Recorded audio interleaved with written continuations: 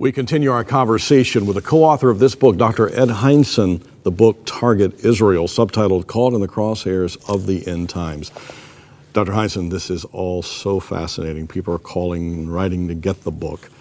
Can you talk to us about a couple of major characters during the period the Bible refers to as, or we think of as, the tribulation?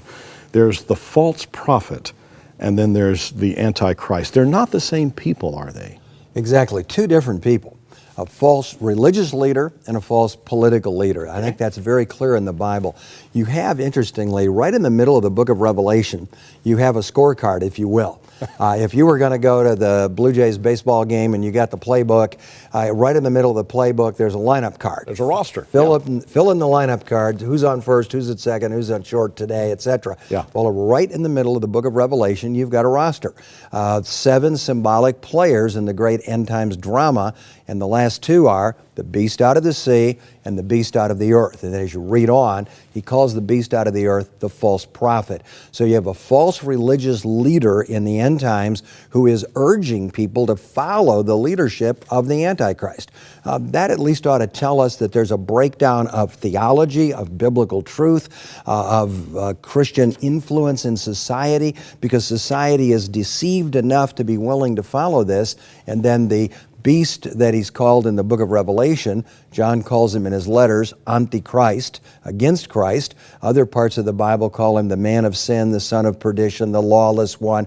There are about 10 different titles of this Antichrist figure. We list that in the book and then try to describe who this might be. A leader, presumably, I think, from the Western nations. I think the Bible makes it clear the Antichrist is not a Muslim, he's not a Jew, and he's certainly not a Christian. The book of Daniel says of him, he does not regard the God of his fathers or any God. He's an atheist, a secularist. And what do we see today in Western culture? A rise of secularism that wants to push God right out of society, out of our educational system, out of our political system, out of our lives, and it never remains neutral. The vacuum is immediately then filled by Satan. It's immediately filled by evil. Evil rushes into the vacuum, and what do you have today? You don't have a passive atheism. You have this kind of angry atheism. People are mad at the God they claim they don't even believe in. When everything goes wrong, they're like, if there was a God, how could he let this happen? And they're cursing God. Well, why don't you curse evolution or the planet or natural selection? Darn you, natural selection, you're eliminating me. But they don't do that. They're mad at the God they know intuitively exists. Yeah, it's their conscience. They're created in the image of God to have a relationship with God, and when you don't have the relationship, you're either empty and void or angry and mad.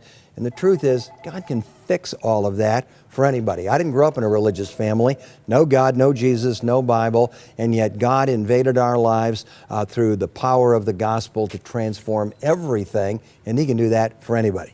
Still, in the midst of all of that, there's a story of salvation. Exactly. God is the God who is always redeeming the broken and reconciling the outcast. You know, there's a wonderful story throughout the Bible about the little town of Jericho, for example. Jericho was a place of death, destruction. God said, I've cursed the city, condemned the city, everybody dies, but spare Rahab, the prostitute, the outcast, and her family. She is redeemed, brought into the family of God, and when you get to Matthew chapter 1, she's in the line of Christ. God is not against outsiders. She was a Canaanite, but she becomes a believer. Ruth is a Moabite, but she becomes a believer. God is always reaching out to people to bring them into a relationship with himself. And what happens 1,000 years later?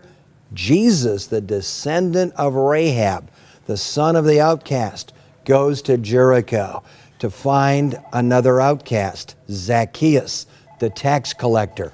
Come down out of the tree. Today I've got to go to your house because I bring salvation to the outcasts, and that's the last person he dealt with on his way to Jerusalem.